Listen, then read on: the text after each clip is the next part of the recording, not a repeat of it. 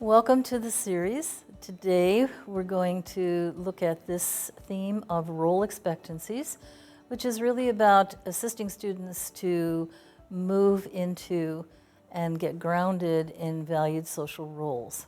So you may remember in previous presentations we have talked about the idea of social roles and have offered this definition to you of a social role. And of course, social roles are something that we're all familiar with because we all have many social roles, such as being a student, a family member, an employee, a community member, and so forth. Now, when it comes to people who have experienced bias and resulting devaluation, oftentimes they get cast into a variety of very negatively charged roles that most people would not freely choose, such as being an object of pity, a burden, an eternal child, and so forth. And so in inclusive post-secondary, we can contrast what the possibilities are for the valued roles compared with those devalued roles. So being in the role of a college or a university student, being a young adult or being an adult, being a member of a club, perhaps being in the role of roommate or in the role of contributor through some of the initiatives you're involved with on campus, and being a graduate. So we're going here for the opportunities to make available valued social roles to people who are involved in inclusive post-secondary education. So what can be done to assist students to actually find and move into and get grounded in valued social roles within inclusive post-secondary education? Let's just think a little bit about the process of identifying roles.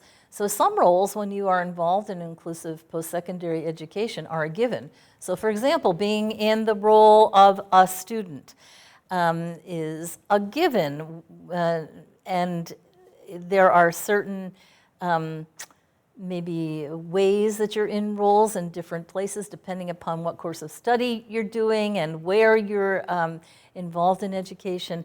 But we could say that those roles are given. In other words, there's no real debate about it. Secondly, other social roles you seek out based on your individual interest or your desires or your career path. So for example, being a member of student government, being a member of the graphics club, being a volunteer at the on-campus radio station. Each role can be quite full and involve many kinds of things. In fact, I want to encourage you, moving to the next point, to be really careful that when you're thinking about roles, that's what you're thinking about, not just activities. Because every role comes with lots of potential activities.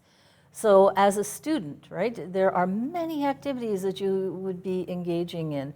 Again, dependent upon the course of study you're doing, the professors, the instructors, the teachers, requirements, and so forth. For example, showing up for class, preparing your assignments, participating in class, maybe meeting with a professor, participating in online small group work.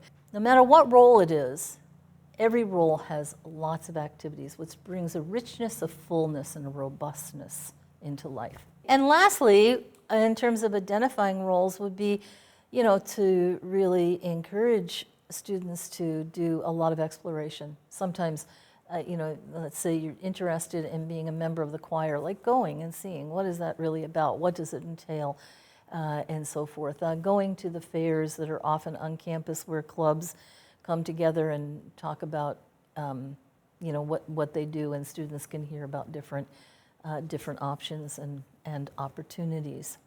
Secondly, assisting students to enter into and really get grounded in valued social roles would be to use the culturally valued analog. And you remember we have talked about this in previous presentations.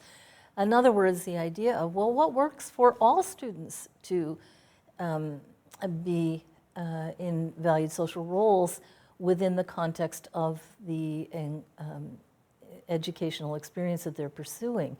So, for example, most schools, technical schools, colleges, universities, have put quite a bit of thought into this. So how do we communicate the role of being a student in this particular place of study?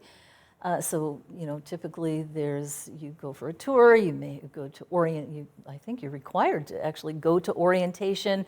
They have meetups, for students to get together, sometimes even before they come to campus or start attending classes. And so there are a number of different ways, and those are readily available. So that would be, what we would first of all think about is accessing those typical ways that are already available. So if we think about students, okay, let's say there's a student there in the center, and that person is new. They're not quite sure, how to be in the role of being a student in general. So what do? They look to see what are the expectancies. Or somebody says to them, okay, now you make sure when you go to class, you really listen to the professor so you hear what the expectancies are. So expectancies are conveyed to the student in a variety of ways.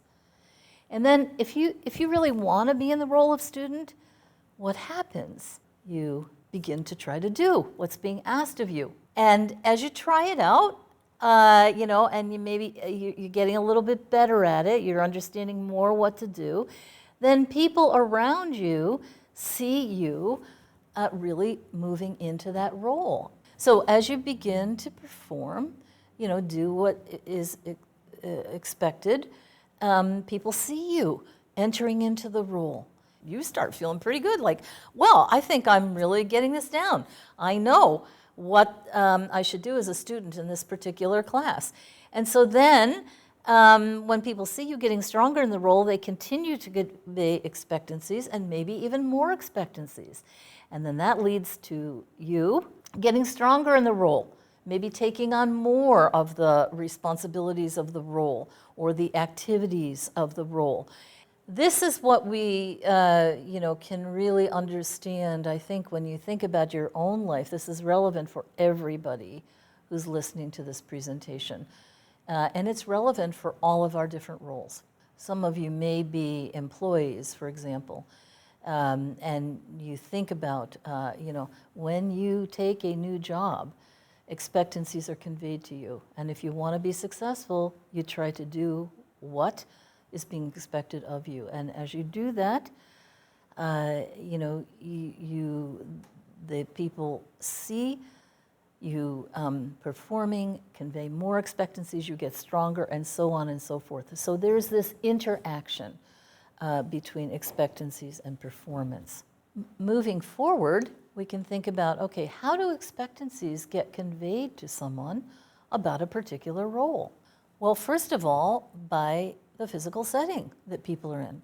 So physical settings convey expectancies. When a person is in a post-secondary inclusive initiative located in typical kinds of universities, colleges, technical schools, and so forth, that physical environment conveys the expectancy that you are going to be a student, if that's the role that you're seeking. Your personal presentation, you're going to be looking around, right, and thinking and watching to see, okay, what do people wear and how do they present themselves? And particularly, let's say you're a student in a particular class, you're going to kind of be watching, how do people dress when they come to class? How do they interact with the professor? Even the same thing in terms of social roles, So, being a roommate in the dorm, you're going to learn from other people who are also roommates, right? Like about engaging with roommates and so forth. So, the personal presentation, and that could even be your personal style.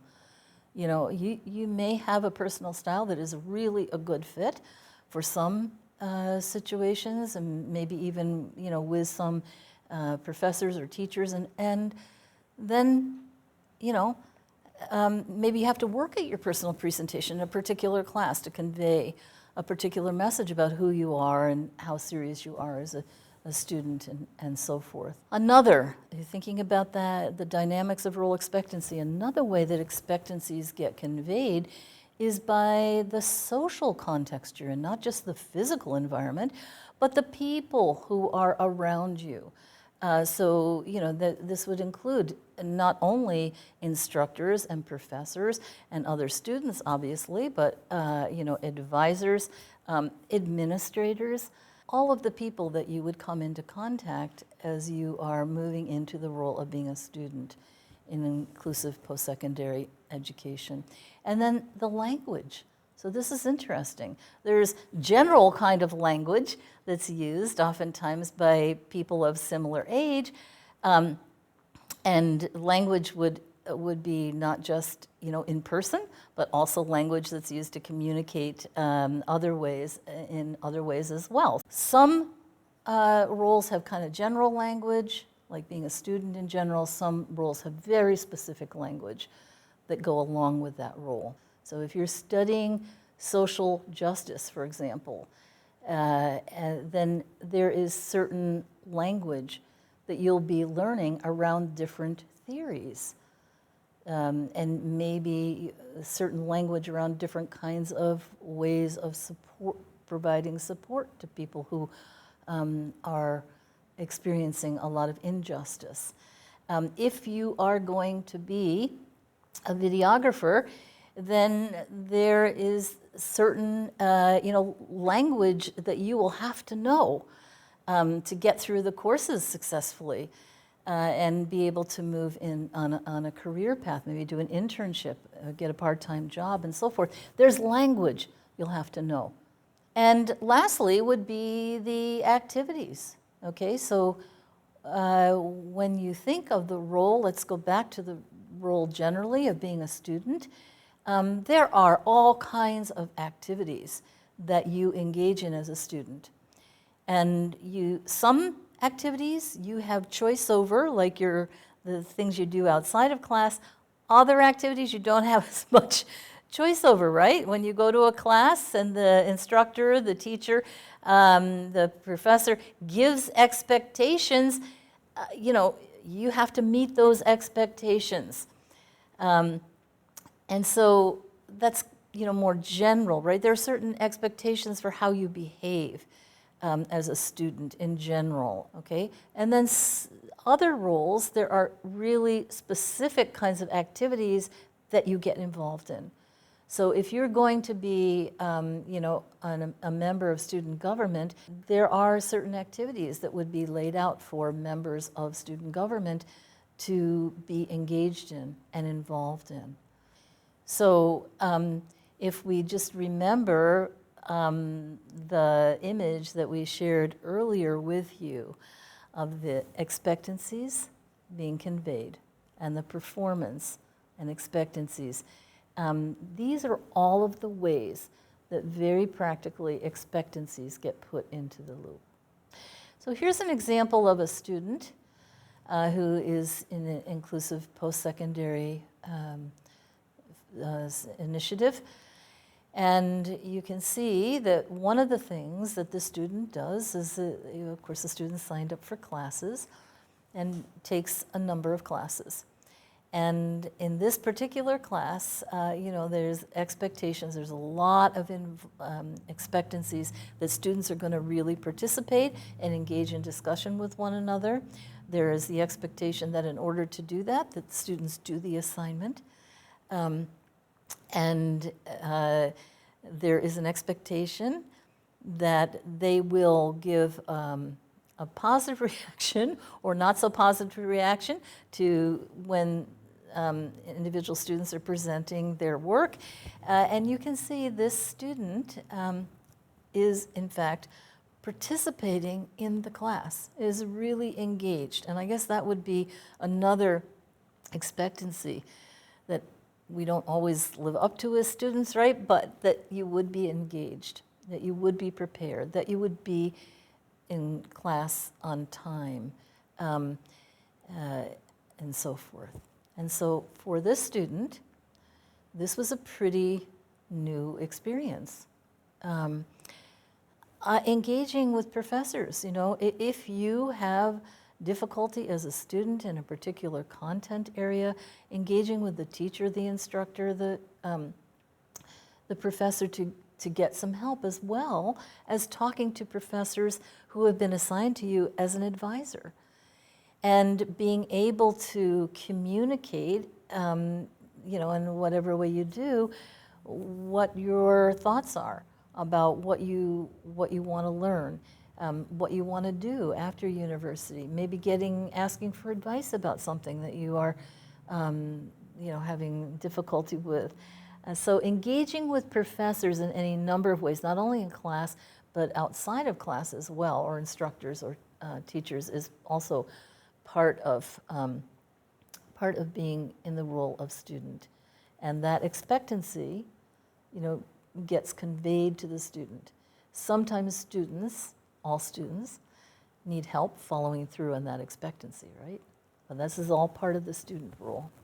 And then, I think most students come to inclusive post-secondary education with the idea that there will be graduation and there will be credentials that you've earned. And so, and even just being in the role of participant, or at the graduation ceremony, there are so many expectations of what you wear, and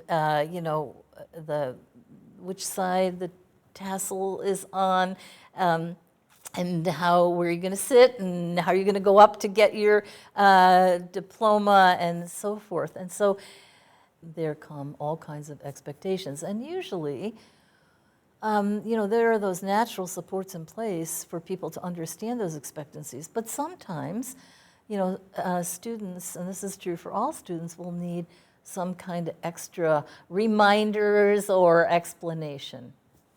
The third thing that we want to think about is actually conscious, intentional use of those role communicators.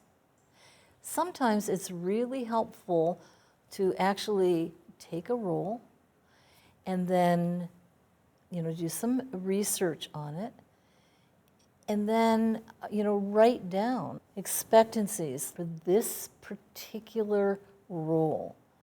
So here's another example of a student who is involved as a student in inclusive post-secondary education, and is studying dance, and has taken a variety of different dance classes. Interesting, each dance class has different expectations that are conveyed by the physical environment where the classes are held, and by the social context, the people around the person, around the student, and the activities that are expected of you are different for each course. This particular course, part of what you do is you watch dances, and then you give feedback to the people who have created the dances and are performing them, and then you think about how that helps you in the kind of dance that you're doing. And another, being in the role of a friend, which is challenging, right? You don't just boom enter into the role of friend. First of all, you engage with people who maybe have similar interests, similar experiences, and then eventually when you feel that kind of click and you say, gee, I think I'd like to get to know this person better and become friends. Well, how do we do that naturally? The culturally valued analog is we use those role communicators to get stronger in the role. And so sometimes people are able to figure that out for themselves, and sometimes people need advice in order to do that. Advice maybe from people who are a little bit more experienced in life, who maybe understand this information as well, who can be very focused in advising the student. And of course, another role being a member of study groups. And so here, The student is a member of a study group, and she and the other member are helping each other. And so for the student to learn how to be the member of a study group around a particular topic, that was a new role for her because she hadn't had an experience to do that when she was in high school. And so learning about that role, mapping it out, helped her to be able to do that and do it really effectively. And this student, who has an internship that is part of learning for the career that she has chosen of working in a preschool or an early education center. And so this was a brand new role to this student, and one of the people who was advising her and people actually from the preschool that she was going to be working in assisted her to understand her role as an educational assistant and to actually map it out, as I talked about earlier. So there was clarity about what you do and how you dress and how you would prepare. And lastly, here would be the idea of just being really aware, paying attention to roles, and providing support as is needed. So we're all different. We all need different kinds of supports. And of course, we have natural supports in our lives that we can look to try to help us to understand roles and what we do when we're in those roles and so forth.